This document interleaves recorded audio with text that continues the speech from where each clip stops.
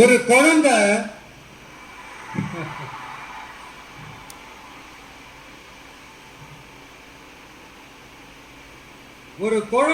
முதல் அம்மான்னு சொல்றப்போ அந்த அம்மாவுக்கு ஒரு சிலிர்ப்பு ஒண்ணு வரும் பாருங்க.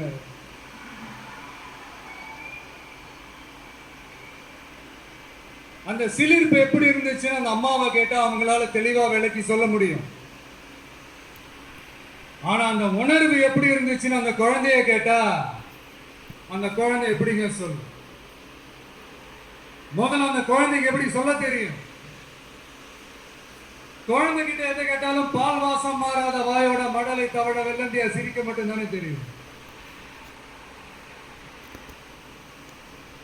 அது உணர்ந்த அந்த சிலிர்ப்ப சிலாகிச்சு வார்த்தையில சொல்றதுக்கு அந்த குழந்தைக்கு தெரியாதுல்ல. அப்படி ஒரு உணர்வோட தான் இப்ப உங்க முன்னாடி நான் நிக்கிறேன்.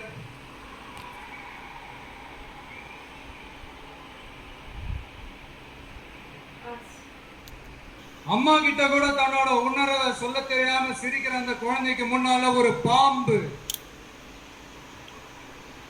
வந்து படம் எடுக்குதுன்னு வைங்களேன், என்ன நடக்கும்? யார் முன்னாடி அப்படி ஒரு பாம்பை வந்து நின்னாலும் அலர் அடிச்சுட்டு ஓடுவாங்க. பாம்பை கண்டா படையை நடுக்கும்னு ஒரு பழமொழியே இருக்கு. ஆனா அந்த குழந்தை என்ன செய்யும் தெரியுமா? தன்னோட அம்மாவை பார்த்து சிரிச்சு அதே சிரிப்போட கொஞ்சம் கூட அலட்டிக்காம அந்த பாம்பையும் சிரிச்சுக்கிட்டே தன்னோட கையில பிடிச்சி விளையாட ஆரம்பிக்கும்.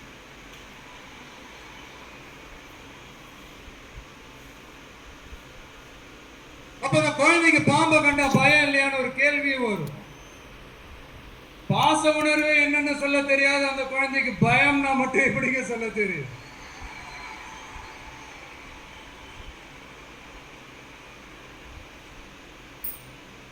இங்க அந்த பாம்பு தான் அரசியல்.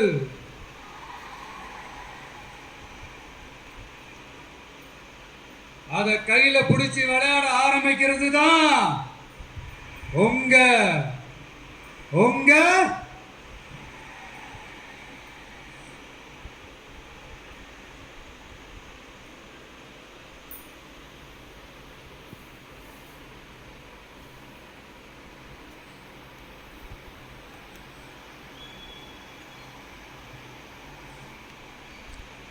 அரசியலுக்கு நாம குழந்தை தான். இது அடுத்தவங்களோட கமெண்ட். ஆனா பாம்பா இருந்தாலும் பயம் இல்லைங்கிறது தான் இங்க நம்மளோட கான்பிடன்ஸ்.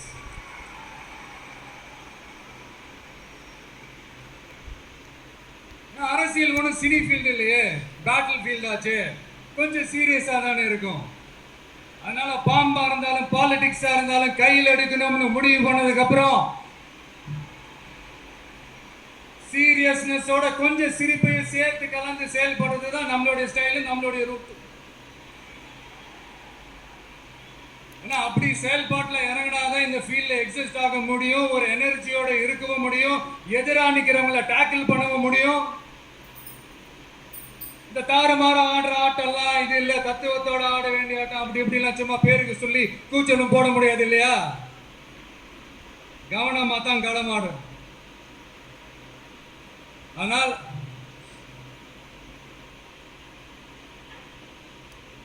இந்த உணர்ச்சி மயமான தருணத்துல இந்த மேடை பேச்சோட இந்த ஃபார்மேட்டையும் நான் மறந்துட்டேன். Sorry, very sorry. நம்ம கட்சியினுடைய முதல் மாநாட்டிற்கு என்னுடைய பொதுச் செயலாளர் மிஸ்டர் ஆனந்த் அவர்களே,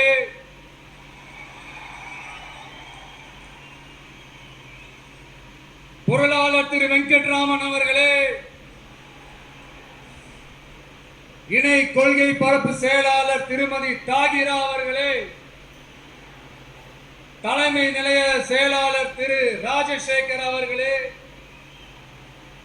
ஆமா, எதுக்கு இங்க இந்த அவர்களே அவர்களே இவர்களே எல்லாம்?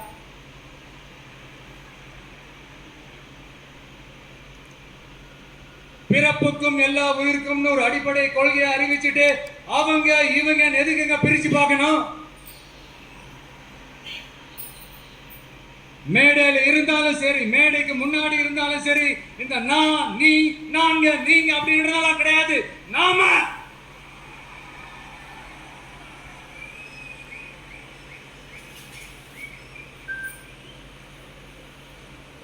இங்க யாரு மேல யாரு கீழே அப்படின்ற பாகுபாடெல்லாம் எப்போ நம்ம பார்க்க போறதே இல்லை. நம்மளை பொறுத்த வரைக்கும் நம்ம எல்லாருமே ஒண்ணுதான், நம்ம எல்லாருமே சமம் தான். அதனால என் நெஞ்சில் குடி இருக்கும் ஒட்டுமொத்தமானவங்க எல்லாருக்கும் என்னோட உயிர் வணக்கங்கள், என்னோட உயிர் வணக்கங்கள், என்னோட உயிர் வணக்கங்கள்.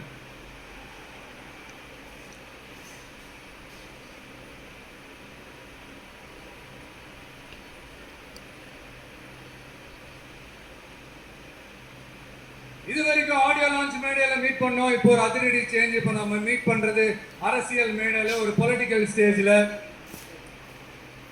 இந்த அரசியல்னாலே இந்த கோபமா கொந்தளிச்சாலும் ஏதோ புரட்சி பண்ண வந்தவங்கன்னு முன்னாடி எல்லாம் ஒரு கான்செப்ட்லாம் இருந்துச்சு. அதெல்லாம் நமக்கு எதுக்குங்க, அதெல்லாம் நமக்கு செட்டு வாங்காதுங்க.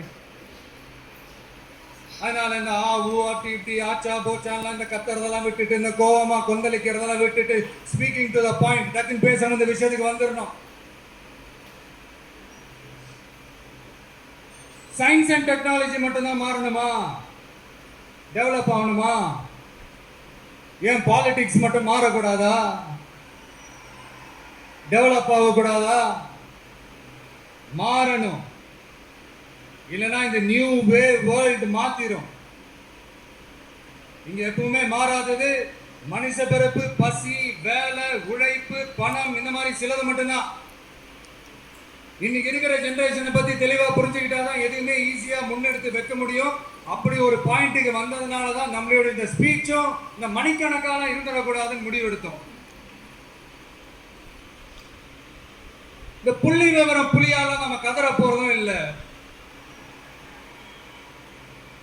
இந்த world history, world literature quotes மேல கோட்ஸ் சொல்லிக்கிட்டு ஏதோ MP3 ஆடியோவை ஆன் பண்ணி விட்ட மாதிரி பேச போறதும் இல்லை. இங்க ஆல்ரெடி இருக்கிற அரசியல்வாதிகளை பத்தி அதிகமா பேசி டைம் வேஸ்ட் பண்ண போறதும் இல்லை. அதுக்காக மொத்தமா கண்ணை மூடிக்கிட்டு இருக்க போறதும் இல்லை.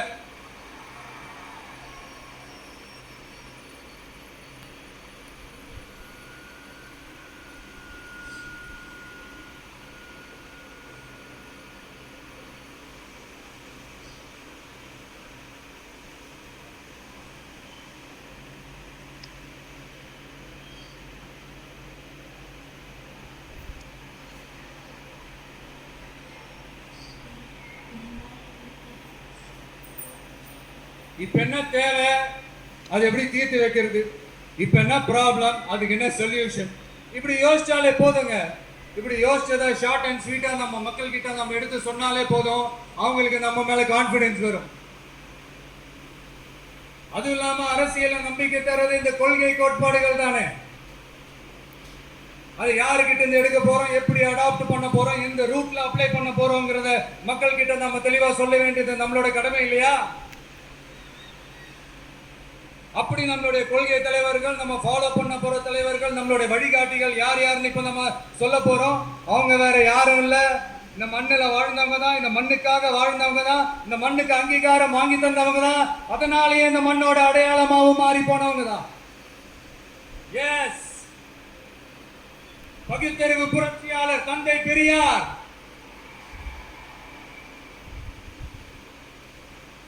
என்னது பெரியார் உங்க கொள்கை தலைவரா அப்படின்ட்டு ஒரு கூட்டம் அவங்களா ஒரு முடிவுக்கு வந்துட்டு ஒரு கூச்சல் மேல கூச்சல் போட்டுக்கிட்டு ஒரு பெயிண்ட் டப்பாவை தூக்கிட்டு கிளம்பிடுவாங்க பாருங்க. இந்த பெயிண்ட் டப்பா பிசினஸ்க்கு நான் அப்புறம் வரேன். ஆமா, பெரியார் எங்க கொள்கை தலைவர். எப்படி, ஏன்? பெரியார் சொன்ன கடவுள் மறுப்பு கொள்கையை மட்டும் நாங்க கையில் எடுக்க போறதே இல்லை. எங்களுக்கு அதில் உடன்பாடும் இல்லை. யாரோட கடவுள் நம்பிக்கைக்கும் நாங்க எதிரானவங்க இல்லை.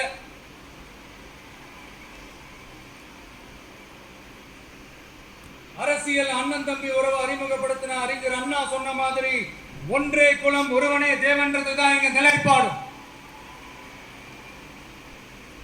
ஆனாலும் பெண் கல்வி, பெண்கள் முன்னேற்றம், சமூக சீர்திருத்தம், சமூக நீதி, பகுத்தறிவு சிந்தனை. பெரியார் சொன்னது எல்லாத்தையும் நாம முன்னெடுக்க போறோம். பெரியாருக்கு அப்புறம் எங்களுடைய கொள்கை தலைவர் பச்சை தமிழன் பெருந்தலைவர் காமராஜர்.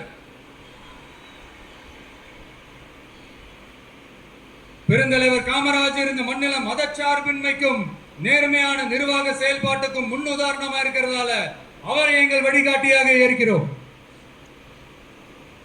இந்திய துணைக்கண்டத்தின் அரசியல் சாசனத்தை ஆக்கி காட்டியவர் அண்ணல் அம்பேத்கர்.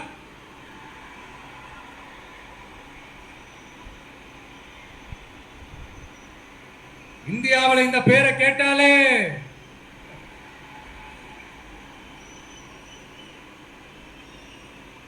சமூகத்துல ஏற்றத்தாழ்வு ஏற்படுத்துறவங்க எல்லாம் நடுங்கி போயிடுவாங்க. வகுப்புவாரி பிரதிநிதித்துவத்தையும் சாதிய ஒடுக்குமுறையும் நிலைநிறுத்த போராடின மாபெரும் தலைவர், அவரையும் எங்கள் வழிகாட்டி என்று சொல்வதில் பெருமை கொள்கிறோம். பெண்களை கொள்கை தலைவர்களாக ஏற்று களத்தில் வரும் முதல் அரசியல் கட்சி நம்ம தமிழக வெற்றி கழகம் தான்.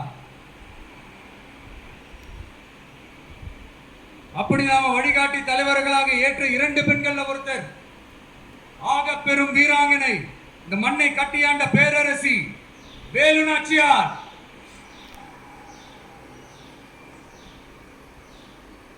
சொந்த வாழ்க்கையோட சோகத்தை கூட மறந்துட்டு இந்த மண்ணுக்காக வாளேந்தியும் வேலேந்தியும் போர்க்களம் புகுந்த ஆணை காட்டிலும் வீரமான வேகமான வீர புரட்சியாளர் தான் நம்ம வேலு நாச்சியார். இன்னொருத்தர் முன்னேற துடிக்கிற சமூகத்தில் பிறந்து இந்த மண் பின்தங்கிட கூடாது என்பதற்காக அதோட முன்னேற்றத்திற்காக பாடுபட்ட அஞ்சலை அம்மாள். சொத்தை இழந்தாலும் சுயநலம் பார்க்காம இந்த மண்ணுக்காக இந்திய சுதந்திர போராட்ட களத்தில் இறங்கி களமாடிய புரட்சி பெண்மணி தான் நம்ம அஞ்சலை அம்மாள். இவங்க தான் நம்ம கொள்கை தலைவர்கள். இவங்களை நாம உறுதியாக பின்பற்றுவதே நமது மதச்சார்பின்மைக்கும் சமுதாய நல்லிணத்திற்குமான மிகப்பெரிய சான்றாக இருக்கும். So my dear friends, உங்ககிட்ட ஒரு தனிப்பட்ட வேண்டுகோள். மத்தவங்க பின்னாடி மத்தவங்க கூட நிக்கிறவங்கள பார்த்து சொல்ற மாதிரி நம்மள பார்த்து யாரு விசில் அடிச்சாங்க குஞ்சுன்னு சொல்லிடக்கூடாது. நம்மளுடைய கொள்கை கோட்பாடுகளையும் வழிகாட்டி தலைவர்களையும் மனசுல நிறுத்தி நாம செயல்படுறத பார்த்து இவங்க வேகமானவங்க ஆனா விவேகமானவங்கன்னு சொல்லணும். எல்லாரும் அப்படி சொல்ல வைக்கிற மாதிரி நாம செயல்படணும். எஸ், சொல்லல முக்கியம், செயல் செயல் செயல் தான் முக்கியம்.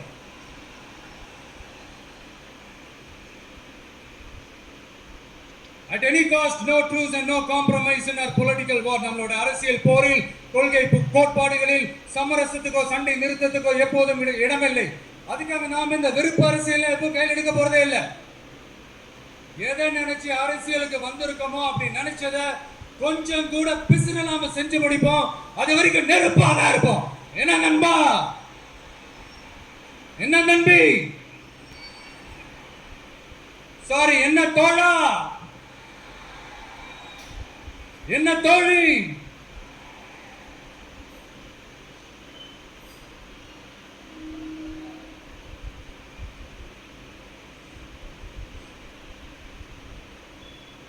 இந்த அரசியல் நமக்கு எதுக்குங்க? நாம பாட்டுக்கு நடிச்சோமா 4 காசு பார்த்தோமான்னு இருக்கலாம் தான் ஆரம்பத்துல நானும் நினைச்சேன்.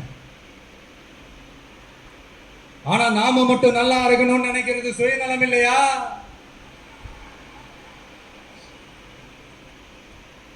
நம்மள வாழ வச்ச இந்த மக்களுக்காக நாம் எதுவும் செய்யாம இருக்கிறது நல்ல விசுவாசமா இருக்குமா? ஒரு லெவலுக்கு மேல காசு சேர்த்து என்ன செய்ய போறோம்? நமக்கு இந்த வாழ்க்கையை கொடுத்த நம்ம மக்களுக்கு நம்ம என்னதான் செய்ய போறோம்? இதெல்லாம் ஏகப்பட்ட கேள்விகள் மனசுக்குள்ள வந்துகிட்டே இருந்தது. இப்படி எல்லா கேள்விகளுக்கும் ஒட்டுமொத்தமா ஒரு விடையை கண்டுபிடிக்க யோசிச்சப்பதான் அரசியல் அப்படின்னு ஒரு விடை கிடைச்சு. சரி, இந்த அரசியல் எப்படிப்பட்டது? நம்மளால ஹேண்டில் பண்ண முடியுமா? இது நம்ம இயல்புக்கு செட் ஆகுமா? இப்ப இன்னும் எக்ஸ்ட்ரா கேள்விகள் வேற வந்து ஏதோ பூதம் கிளம்பி வந்த மாதிரி வந்துகிட்டே இருந்தது. இப்படி எல்லாத்தையும் பூத கண்ணாடி வச்சு பார்த்துக்கிட்டே இருந்தா எதுவும் உருப்படியா செய்ய முடியாது. சில விஷயங்கள்ல பின் விளைவுகளை பத்தி யோசிக்காம இறங்கி அடிச்சாதான் நம்மள நம்புறவங்களுக்கு நல்லது செய்ய முடியும்னு இங்க தோணுச்சு. அதான் இறங்கியாச்சு. இனி ஏதா பத்தி யோசிக்க கூடாது. ஆனா எடுத்து வைக்கிற ஒவ்வொரு அடியிலையும் யோசனையும் நிதானமும் இருக்கணும்னு தான் முடிவு பண்ணி தான் வந்திருக்கிறோம். நாம யாரு, நாம எவ்வளவு ஸ்ட்ராங் அப்படிங்கறதெல்லாம் சும்மா வாயில சொல்லக்கூடாது, செயல்ல காட்டணும்.